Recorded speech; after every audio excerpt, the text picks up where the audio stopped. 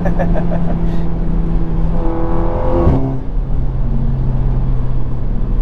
is going on, guys? Welcome back to the channel. Thank you for watching another video. As you can see, we're already starting out in the Audi on the highway, having some fun, and I'm going to address a very important question today that a lot of you guys have continued to ask me over the months, and essentially it's the reliability of these cars.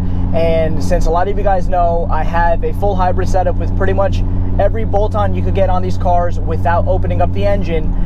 You guys, want to know if it's worth going this route and if it's safe to modify these cars up to these levels. And in today's video, I'm going to explain to you why it is a good idea if you're thinking to do so, because you're going to have a lot more fun and you're going to have a car that's way more capable than you'd ever thought. So for you guys that are first finding my channel, if you don't know, this is my 2017 Audi S3, and it has a full hybrid setup. It's a Vortex XL on E85, all the bolt-ons, MPI, low pressure fuel pump, intercooler, downpipe, full exhaust, everything you could pretty much think of on a full bolt-on setup, minus a few little things here and there that I'm actually going to be doing soon just to get this car basically to its full kill mode before I decide on my next step.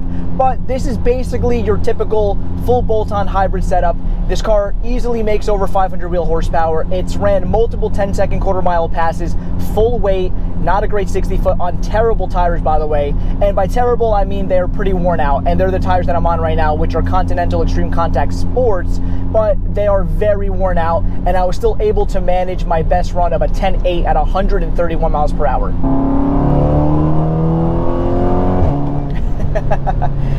This car just rips, and this car never skips a beat. It's phenomenal. I've raged about this platform for the past couple of years. This is arguably the best four-cylinder platform that is on the market, that is available at the moment. And I mean that in the newer generation of cars, because obviously if you go back years, you could get like, K20, K24, those engines are phenomenal in the Honda and Acura world. But when I'm looking at modern four-cylinder engines that a lot of companies produce, this is arguably the best one on the market, from the reliability standpoint to the power and the mods that you can throw at these cars without having any issues. And again, I've done a lot to this car, and it's never skipped a beat once. I've had this car for about 22,000 miles. My car is actually about to roll over 62,000 miles in about 30 miles. So I've had this car for about 22,000 miles when I bought it back at the end of 2020, in October, if I'm not mistaken, of 2020. And the car had about 40,000 miles on it. So I put about 22,000 of my own miles, and those miles have been all hard miles, to be honest. This car was tuned from basically the minute that I bought it, and over a year ago now, I've been on the hybrid setup, full E85, and the car still drives phenomenal. It doesn't leak any fluids, hasn't had any sort of problems that you could think of. And you guys might be wondering, how is that possible? Because all these cars, and I mean this in general, have their little quirks and little issues depending on how you go about it. And what I mean by that is, if you're not putting the proper parts on these cars, or you're not doing the proper maintenance on these cars, you're probably going to have issues. You want to do the correct intervals on changes of things, and you want to put good parts on these cars. And there's some things that you could get away with that are going to be budget friendly, but essentially you want to have the best parts possible on these cars, and they're going to reward you if you do that. A lot of the typical problems that these cars have is, number one, you get like a leaky water pump. They leak oil from like the timing cover, little things like that. And I haven't experienced anything with this car. It doesn't hit, no fluids leak on the ground. I've never smelled or seen any coolant leaking out. The reservoir has been full. I've never had to top it off or touch it in the 3 years that I've had it. It doesn't leak an ounce of oil. It doesn't even burn oil, which is the crazy part. A lot of these cars, it's typical to burn a quart over a couple thousand miles, and I change the oil on this car relatively frequent because of how hard I drive it, every around 3,000 miles if I'm really feeling crazy, which I know is not crazy, but maybe 3,500 miles, and it doesn't burn a drop of oil. Guys, it's imperative that we do the proper things to our cars. And I'm not saying that if you modify your car the right way and do maintenance the right way that you're not going to have problems, because at the same time, it's kind of inevitable when you're driving a car hard all the time. Even if you stay on top of it, things might break, things might go wrong, but the better maintenance and the better parts you use will lessen that chance of that happening. And you essentially pay to play when you're modifying cars, and things could still break, but you can lessen the chances of that. And that's why I say that a lot of these issues become self-inflicted, because people don't want to do the proper maintenance, people don't want to buy the right parts, people don't want to go to the right tuners, because that's another big thing about these cars, guys, is you need to have the right tuner. There are a lot of good tuners out there for a lot of the platforms, but you want to get one of the best. You want to pay for quality. You want to pay for things that are going to work. You don't want to go to any random tuner, a guy that just started tuning, a guy that tuned his own car. He says, oh yeah, it works, don't worry about it, I got you. Like, those are the things that you need to kind of avoid. You want to have somebody with experience. You want to have somebody that's tuned dozens of hundreds, if not thousands of these cars, and they work. You want to have a proven working tune to make sure everything is how it's supposed to be. This car consistently is between 34 to 35 pounds of boost at wide open throttle, third, fourth gear. I rarely see any knock. AFRs are perfect. I log a lot on this car to make sure everything is running up to its optimal efficiency and its peak performance, and I never see anything weird. I never see any kind of problems. And that's what you guys need to get into the mentality of, is you need to maintain and stay on top of these cars, and you're going to have a fun time, and you're not going to really have any issues. One of my biggest recommendations to do is join Facebook groups, join groups online, forums, things like that, and do research on these cars. There are dozens of people in the high mileage range, 140, 50, 60. I've even seen over 200,000 miles, that these cars are tuned and beat on, and they just last and they work. And that's what we all want. We want to be able to drive our cars. We don't want to baby our cars. We don't want to worry about, if I step on it, is this car going to break? No, you need quality everything. And if you do, that's where you're going to have the least amount of problems. And I feel like people just don't understand that, where they'll trash talk a platform, they'll trash talk a tuner, they'll trash talk a company that sells parts, and they're causing the issues themselves because they're not doing things right. You guys aren't getting the proper tunes, you guys aren't getting the proper parts, you guys aren't getting the proper liquids for maintenance. All of these things influence how these cars run, and that's on any platform, guys. That's not just the MQB EA888 engine platform. That is on any platform that you're using and modifying. It works the same for any car out there. I'm fortunate to say that I've had no problems with this car. All I've had to do is normal maintenance. Nothing has ever broken on this car. I've never had to fix something that's broken on this car. All I've had to do is spark plugs and oil changes, and that's it.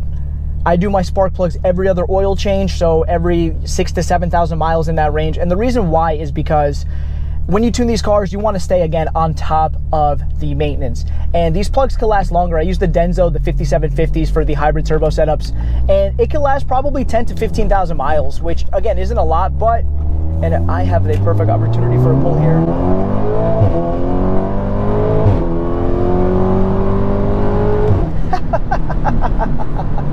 Oh, man. Wow. This, I mean, I had to, guys. I had to. But I stay on top of my maintenance. I'd rather spend a couple of $100s to make sure that the car is running correctly and has fresh stuff in it than having to buy a new motor or something like that. But I've come to the conclusion, and I've come to the reality that eventually something is going to break. I might need a motor. I drive this car hard. You guys have seen me in the past couple of like short clips and videos. I've been doing burnouts with the burnout switch that I've installed. Like, I've been having fun with the car. And if something happens to the engine, if it blows, it is what it is. It is what it is. I've already mentally prepared myself that if something happens to this car, I'm okay with it. This car owes me nothing. I've put this car through its tests. I've done everything, and the car hasn't skipped a beat once. And I'm okay with it now. I'm okay with something breaking. I'm okay. I'm gonna be bummed out if the engine blows or something, but you know what? I have to think back and say, damn, I really drove this car hard. I really put this car through its paces. And this car is more than deserving to get a built motor, if that's what it comes down to.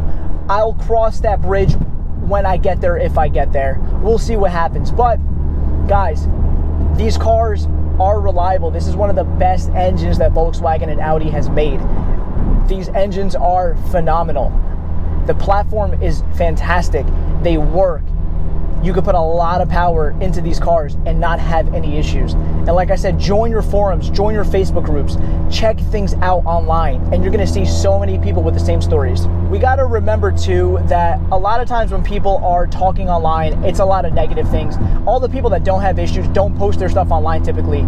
So you gotta take a lot of stuff with a grain of salt. There are some people that'll swear by these cars, there are some people that hate these cars, and again, since I was 17 years old, have owned and driven Volkswagens, and let me tell you, I haven't really had any issues with any of the ones that I got, except for, I'm not gonna lie, my Mark 5 GTI that I owned for a couple of months. The engine blew in a couple of months, but that was its own issue. That was my fault. I was super young when I bought it, and I didn't know what to look for, and it looks like that car was just beat to hell, and somebody dropped it off at a dealer to trade it in. I bought somebody else's complete piece of crap, and it just blew up.